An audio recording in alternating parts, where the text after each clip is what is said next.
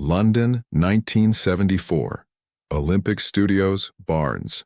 The kind of room where history didn't announce itself, it simply accumulated, layer by layer, in the walls. The session had been running for 3 hours, and nothing had been recorded. 8 musicians sat scattered across the studio floor, none of them playing. Sheet music lay open on the console, its margins crowded with crossed-out notations, arrows pointing nowhere, and one word pressed so hard into the paper it had nearly torn through. Impossible. Keith Richards stood at the center of the room, guitar hanging from his shoulder, unplayed, cigarette burning down between 2 fingers. He looked at the score, then at the producer, then back at the score. And when he finally spoke, there was no frustration in his voice. There was something worse than frustration. There was absolute certainty. "No guitarist alive can play that the way it needs to sound," he said. "It cannot be done. We shelve it." For a moment, no one moved. The engineer stopped writing. The bassist looked at the floor. The producer opened his mouth and closed it again. Because when Keith Richards, the man who had spent 30 years doing what other guitarists said was impossible, looked at a piece of music and called it unplayable, you did not argue. You did not offer alternatives. You accepted it the way you accepted weather. Then, from the far corner of the room, a quiet voice broke the silence. Could I try it? Nobody laughed. Nobody agreed. Every head in that room turned slowly toward the corner, toward the man who had been sitting there for 4 hours, tea gone cold beside him, Gibson Les Paul leaning untouched against the wall, watching everything and saying nothing. Keith Richards looked across the room. His expression shifted, just slightly, something that lived between irritation and a curiosity he hadn't expected to feel. That moment was the last time anyone in that room believed the piece was impossible. If you never knew George Harrison could do what he did that afternoon, stay right here. Because what happened next didn't just save one recording session. It changed what Keith Richards believed a guitar could be. And that story starts with why Keith was so certain and why he had never been more wrong in his life. 3 weeks before that moment in Olympic Studios, Keith Richards had been alone in the same room with a single idea and nowhere to put it. The piece had come to him the way the best ones always did, not built, but arrived, a chord progression that felt like it was reaching for something just past the edge of what he could technically execute. He had written it down at 2 in the morning on the back of a studio invoice, circled it 3 times, and told the producer the next day that he had something extraordinary. The producer believed him. That was the first mistake neither of them knew they were making. Over the following 11 days, Keith had brought in 3 of the most technically accomplished session guitarists working in London. Not unknowns, not amateurs, men who had recorded with the Stones, with Zeppelin, with Clapton. The first one worked for 4 hours before setting his guitar down on a chair and walking to the water fountain. He never came back for his coat. The second lasted 2 sessions, arrived Monday, returned Wednesday with fresh confidence, left Wednesday with less of everything. The third sat down, played the opening passage clean, reached the critical transition in the middle of the piece, the moment where 2 contradictory musical demands collapsed into a single chord, and simply stopped. He unplugged his cable, coiled it carefully, and told the producer on his way out, "Keith wrote something that doesn't exist yet. When the instrument catches up to it, call me." 11 days, 3 guitarists, 0 takes worth keeping. 11 days.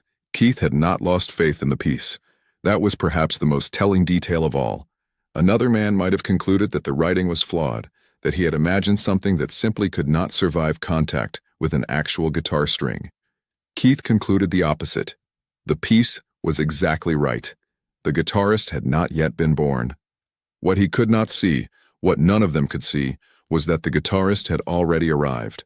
He had been sitting in the corner of that room for hours, watching 3 professionals fail, drinking tea that had gone cold before the second session guitarist had even tuned up, and making no move whatsoever toward the instrument leaning against the wall beside him. George Harrison had not come to Olympic Studios to rescue anything. He had come because Keith was a friend, and London was quiet, and he had nowhere else to be that afternoon. The most important doors rarely look like doors when you walk through them. To understand what George Harrison did that afternoon, you have to understand what Olympic Studios meant to the men who worked inside it, and what each of them carried through its doors. Olympic Studios in Barnes was not a glamorous building.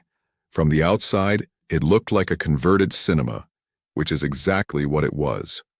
But inside, the live room held something that engineers described in terms usually reserved for cathedrals.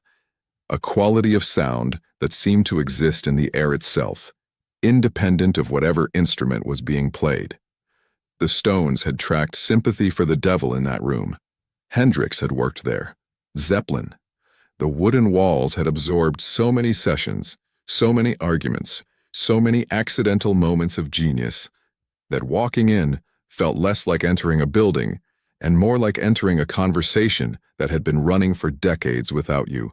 On the day George Harrison walked through that door, the room was lit the way it always was in winter. One small window admitting a blade of gray London afternoon light, the rest of the space held in the amber glow of amplifier tubes and console indicators burning steady in the dimness. Keith's side of the room, 3 empty mugs, an overflowing ashtray, a guitar stand holding a Les Paul he hadn't touched in 2 hours. George's corner, a wooden chair, a copy of a music journal he hadn't opened, tea cooling in a ceramic mug, and his own Gibson Les Paul resting against the wall, in precisely the position it had occupied since he arrived. Untouched, patient, waiting with the particular stillness of an instrument that belonged to someone who never played carelessly. Keith Richards, in 1974, was 30 years old and already operating as though he had lived twice that. He had built his entire reputation on a single conviction, that the guitar had more to say than anyone had yet asked it to.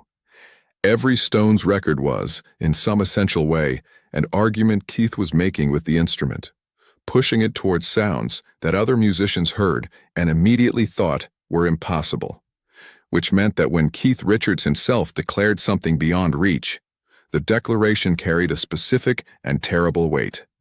He was not a man who admitted limitations easily.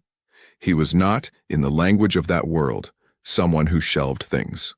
George Harrison in 1974 was 31 years old and quietly carrying more than any single conversation would have revealed. 3 years had passed since the Beatles dissolved. Legally, finally, with all the paperwork signed and all the silences confirmed. All Things Must Pass had arrived in 1970 and dismantled every assumption about which Beatle had been holding back which other one. The album was staggering, 3 records long, orchestrated by Phil Spector, reviewed by critics who could not quite believe that the quiet one had been sitting on that much music for that many years. But success of that magnitude brings its own particular exhaustion. By 1974, George had spent 4 years proving himself to a world that had underestimated him for a decade, and the effort of that proof had worn something smooth in him, a patience, an economy, a refusal to perform anything he didn't genuinely mean. 41 days from launching the Dark Horse North American tour, he was a man running on discipline and something deeper than enthusiasm. A friend from that period described him as playing guitar the way a man prays when he isn't sure anyone is listening, not for the audience, not even for himself, but because stopping felt like a kind of dishonesty. These were the 2 men in that room, one certain the piece was finished, one who hadn't said a word.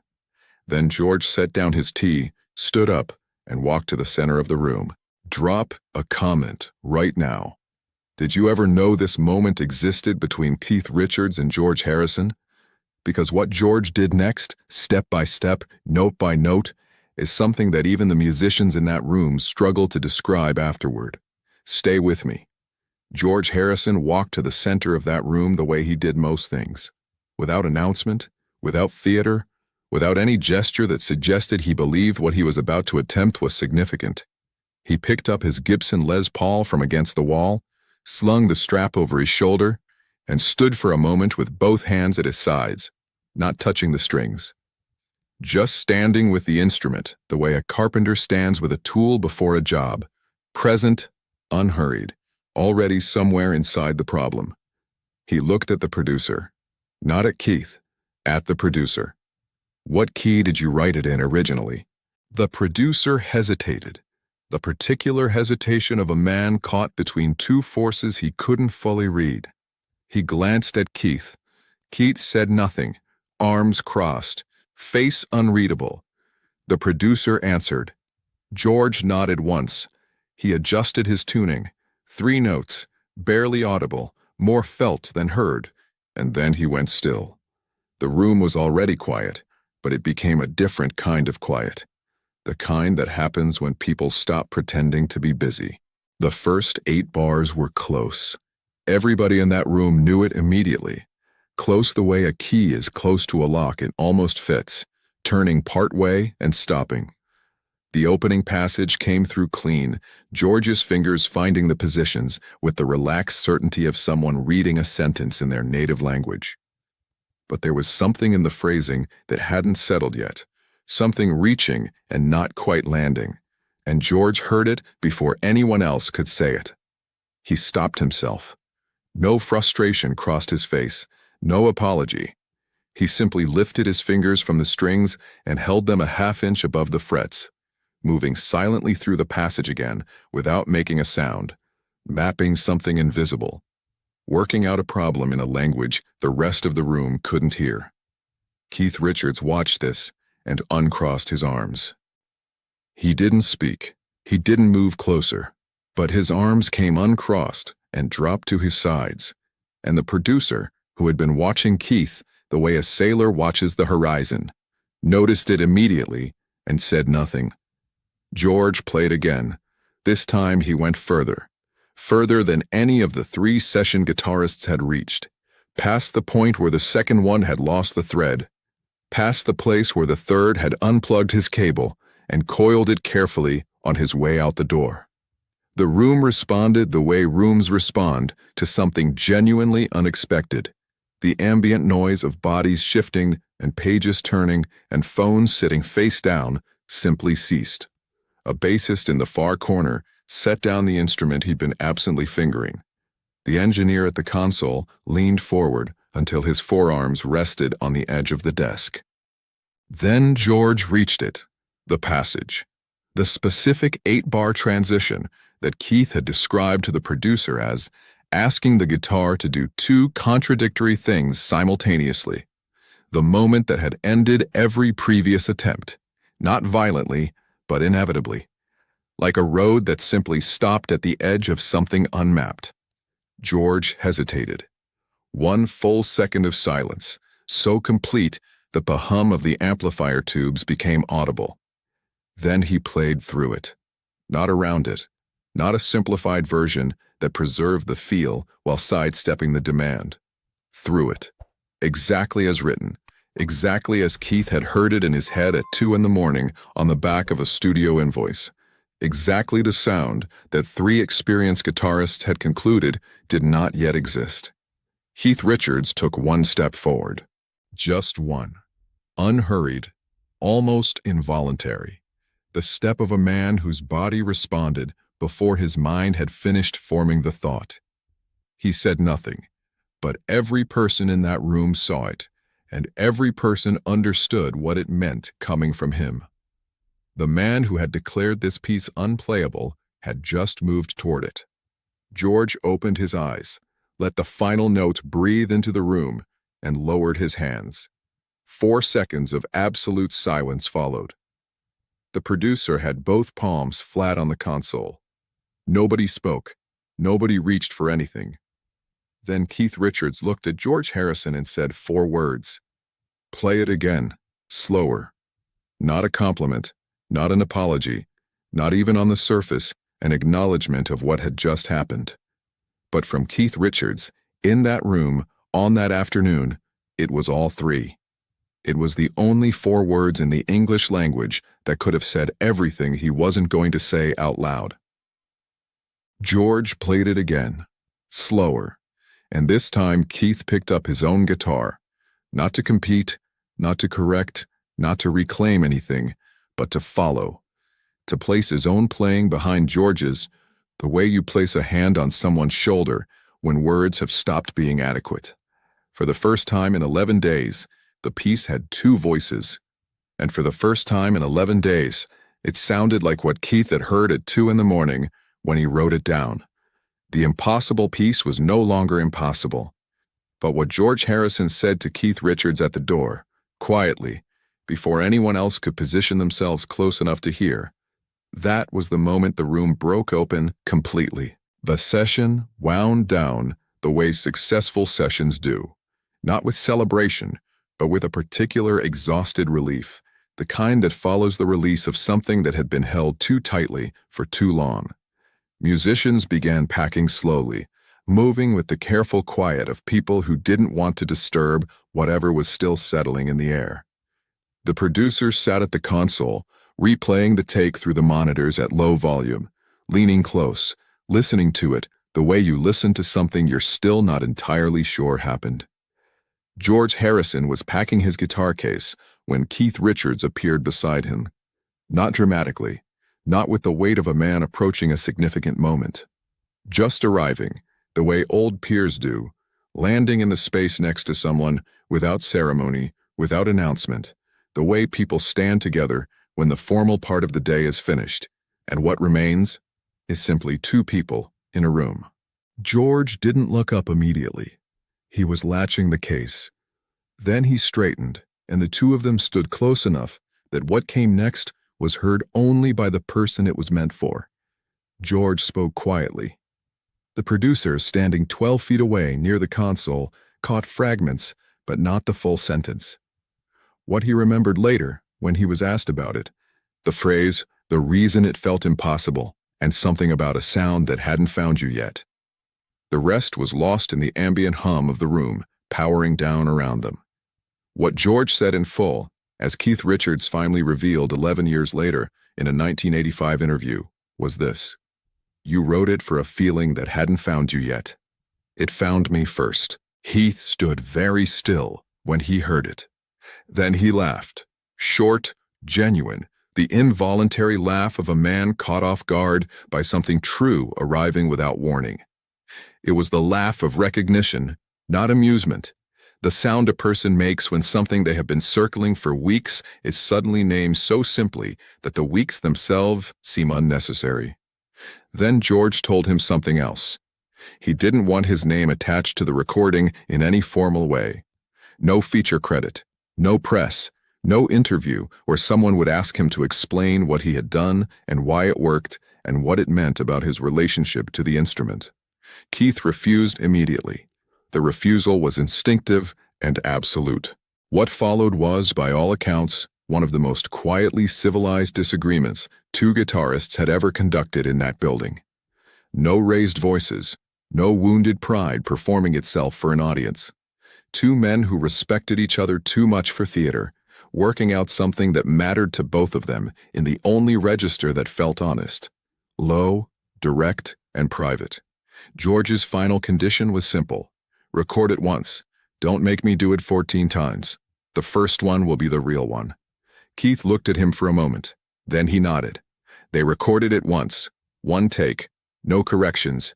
No second pass. The engineer rolled tape.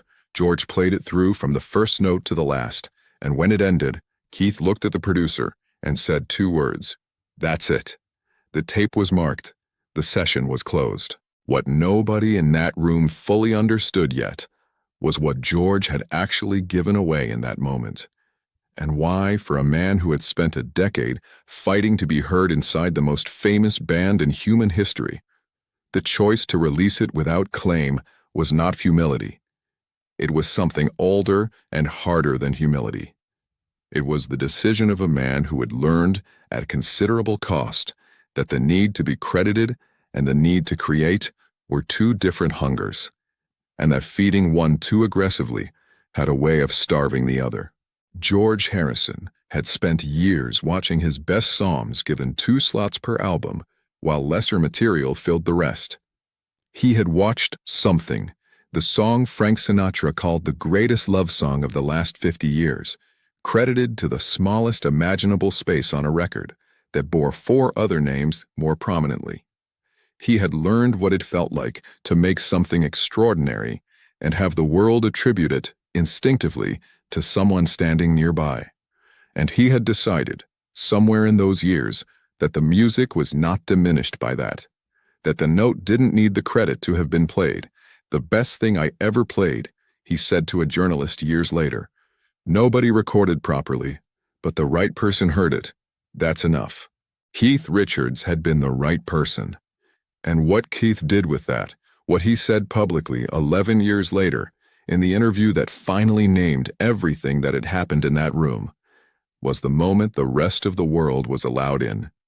George Harrison recorded that guitar part once, one take, no corrections, no second chance. And what Keith Richards confessed publicly in 1985 about what happened in that studio, the full quote, the full truth, that is the part of this story that changes everything you thought you knew about both of them. Stay with me. 11 years is a long time to carry something without setting it down. In 1985, a journalist from Rolling Stone sat across from Keith Richards in a hotel room in New York and asked him a question he had answered 100 times in 100 different ways.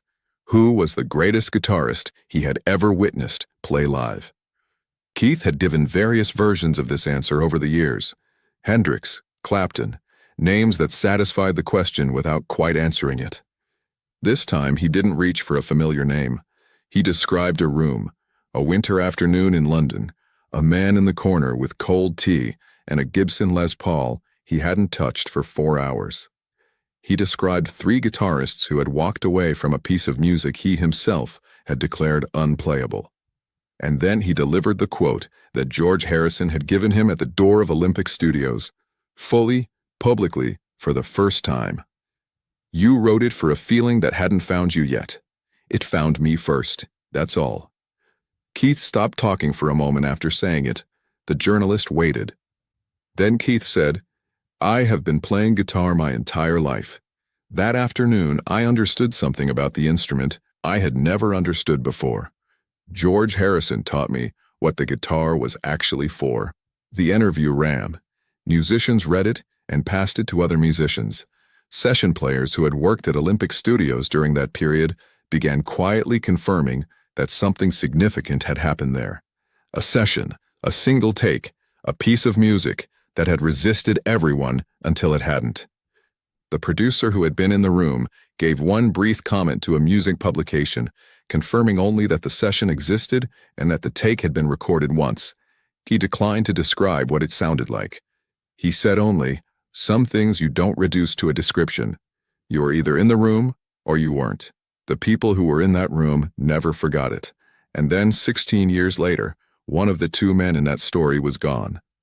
George Harrison died on November 29, 2001, a Tuesday morning, the kind of news that arrives quietly and then expands until it has filled every room you walk into for the rest of the day. He didn't make a public statement immediately. He didn't call a press conference or release a written tribute or give an interview to the first journalist who reached him. He did what he had always done when language stopped being sufficient. He picked up a guitar, not the impossible piece, not a Stones record. He played something, George's composition, the song that had outlasted every assumption anyone had ever made about its author. He played it alone, in his home studio, with no tape rolling and no audience present. The only witness was his engineer, who had worked with Keith for years and knew better than to speak. He described it afterward, once, to a single person in a single sentence. "It was the quietest I have ever heard Keith Richards play, like he was trying not to wake something up." Some gifts are given in small rooms with no audience.